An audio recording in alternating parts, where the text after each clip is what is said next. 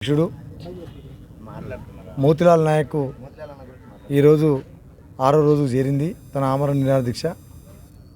కనీసం మంచినీళ్ళు ముట్టకుండా ప్రాణాన్ని ఫలంగా పెట్టి నిరుద్యోగుల సమస్యలు ఏదైతే రేవంత్ రెడ్డి గారు ప్రతిపక్షంలో ఉన్నప్పుడు సోమాజిగూడ ప్రెస్ క్లబ్లో ప్రొఫెసర్ హరగోపాల్ గారు, ప్రొఫెసర్ కోదండరామరెడ్డి గారు నిర్వహించిన ఆ సమావేశంలో ప్రతిపక్ష నాయకుని హోదాలో ఏదైతే హామీ ఇచ్చిండో ఆ హామీని అమలు చేయమని ఆమరణ నిరాహార దీక్ష చేపడితే తనని తీసుకోపోయి గాంధీ హాస్పిటల్లో పడేసి ఆ రోగులందరి మధ్యన లేని రోగాలను కూడా తగిలించే పద్ధతుల్లో అయినా తన నిరాహార దీక్షను కొనసాగిస్తుంటే మంచినీళ్ళు ముట్టకుండా ఉన్న పరిస్థితుల్లో ఇవాళ ఆరోగ్యం క్షీణించినటువంటి పరిస్థితి ఉన్నది.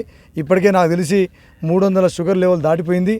తను నీళ్లు తాగకపోవడంతో యూరిన్ కూడా మూత్రం కూడా రాని పరిస్థితి ఇవాళ కనబడతా ఉన్నది. డాక్టర్లను అడిగినాం మనకు కూడా తెలిసి చాలామందికి ఇవాళ బాడీలో నీళ్ళు లేకపోతే ముందు ఇమీడియట్గా కిడ్నీ ఎఫెక్ట్ అవుతుంది, తన ఆరోగ్య సమస్య దెబ్బతింటుంది, క్షీణించింది, తను మాట్లాడలేని పరిస్థితి వచ్చింది. ఒక పూట మమ్మల్ని అరెస్ట్ చేసి లోపలేస్తేనే మా పెదాలలో నీళ్ళు లేని పరిస్థితి చూస్తూ ఉన్నాం. కానీ రేవంత్ రెడ్డి గారు కానీ అందులో ఉన్న కోదండరామరెడ్డి గారు కానీ మొన్న గెలిచిన తీన్మార్ మల్లన్న కానీ వీళ్ళు రాజ్యం వచ్చినా ఏ పరిస్థితుల్లో రాజ్యం వచ్చినో తెలియదు. వీళ్ళకు ఎవరిని ముందు పెట్టి రాజ్యంలో కూర్చున్నారో తెలియదా? ఏమని హామీ ఇచ్చినారు? తను ఏమడిగినాడు? నిరుద్యోగులు ఏమడుగుతున్నారు? మెగా డిఎస్సిని 25,000 ఉద్యోగాలను పెంచండి అని అడుగుతున్నారు. మీరు చెప్పిన మాటే కదా. గ్రూప్ 2ను 2,000 ఉద్యోగాలకు పెంచండి అని అడుగుతున్నారు. మీరు చెప్పిన మాటే కదా. గ్రూప్ 3ని 3,000 ఉద్యోగాలకు పెంచమంటున్నారు. నువ్వు చెప్పిన మాటే కదా. ఇవాళ జియో నెంబర్ 46ను దాన్ని కూడా మీరు పరిశీలిస్తే న్యాయం చేస్తామని చెప్పేసి మీరు చెప్పిన మాటే కదా. తను అడిగింది ఏమైనా గొంతమ్మ కోరికనా? కాదు కదా.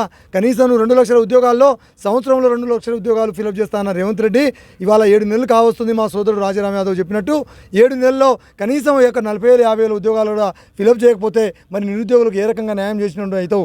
మరి 10-12 సంవత్సరాల నుంచి ఒకవైపు తెలంగాణ ఉద్యమంలో పనిచేసిన నిరుద్యోగ యువత ఉద్యోగాలను వదిలిపెట్టుకొని చదువును వదిలిపెట్టుకొని ఇవాళ లేక ఉద్యోగ నోటిఫికేషన్ వస్తే ఉద్యోగం పొంది కనీసం ఉద్యోగ భద్రత కుటుంబాన్ని కాపాడుకుందామని ఇవాళ యువత మొత్తం ఇవాళ చూస్తూ ఉంటే నువ్వు కనీసం ఇవాళ వాళ్ళ చేతికి ఉద్యోగాలు పక్కన పెట్టి ఆ రోజు నిన్ను ముఖ్యమంత్రి చేయడం కోసం ఎవరైతే పన్నాగం పండిరో కుట్ర చేసిరో యువకులను అందరినీ యాంటీ టీఆర్ఎస్గా పనిచేయించినారో వాళ్ళకు మాత్రం ఎమ్మెల్సీ ఇచ్చినావు, వాళ్ళకు పదవులు ఇచ్చినావు, వాళ్ళకు ఉద్యోగాలు ఇచ్చినావు. మరి నిరుద్యోగ యువత పోవాలి, ఇంకా ఎంత పోరాటం చేయాలి?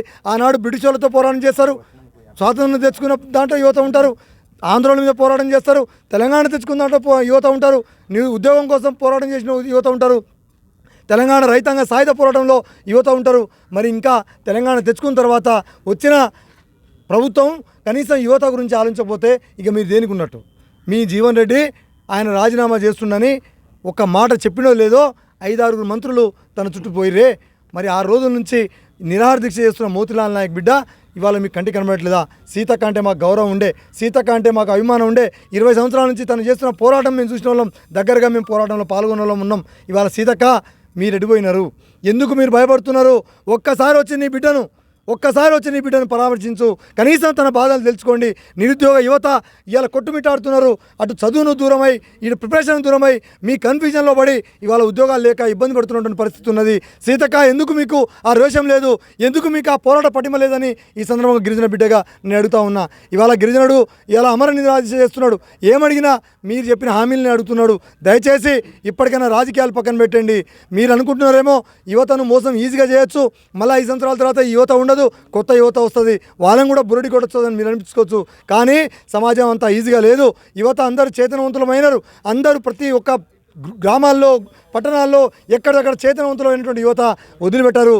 మీ పన్నాగం పడతారు, మీ కుట్రలు బహిర్గతం చేస్తారు, మీ కుట్రలను గమనిస్తున్నారు, చూస్తున్నారు, అందరూ పిడికిలు బిగిస్తున్నారు. అందుకనే మమ్మల్ని అరెస్ట్ చేసిన, మేము శాంతియుతంగా నిరసన చేస్తున్న అమరవీరుల స్తూపం దగ్గర నుంచి మమ్మల్ని ఇష్టం వచ్చినట్టు ఒక దొంగలను ఒక దేశద్రోహులను పట్టుకొచ్చి ఇష్టం వచ్చిన పాటలలో పిసుక్కుంటా ఇంకోసారి నిరసన కార్యక్రమాలు చేయొద్దు అన్నట్టుగా ఏ రకంగా ఒత్తాలను ఆ రకంగా కొట్టుకుంటా ఇవాళ తీసుకొచ్చిన పరిస్థితి ఇవాళ చాలా బాధాకరం.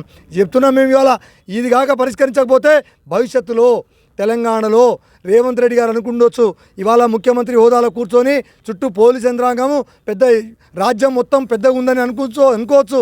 కానీ జాగ్రత్త, ఎంత పెద్దవాడివైనా బాబాసాహెబ్ అంబేద్కర్ ఇచ్చిన ఓటు అనే ఆయుధం ద్వారా ఎప్పుడోసారి బొందలు పెట్టక తప్పదు. వద్దు, దయచేసి నువ్వు ఇచ్చిన మాట నిలబెట్టుకొని ఈ సందర్భంగా డిమాండ్ చేస్తూ ఉన్నాం.